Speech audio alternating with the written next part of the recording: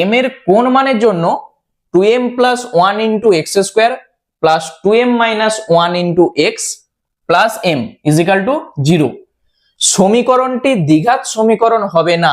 চারটা অপশনের মধ্যে কোনটা হবে? দেখো, আমরা দ্বিঘাত সমীকরণের সাধারণ আকার কি জানি?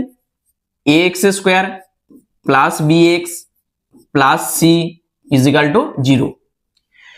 এখানে এটা নট ইকাল টু 0, এ যদি এখানে শূন্য হয়ে যায় তখন এইটার দ্বিঘাত সমীকরণ হবে না।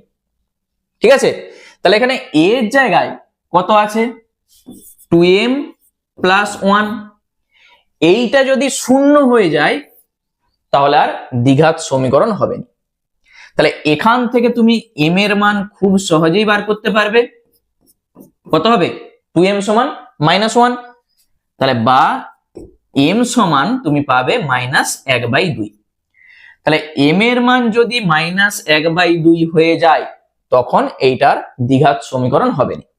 তাহলে চারটা অপশনের মধ্যে অপশন ডি হয়ে যাবে সঠিক অ্যান্সার।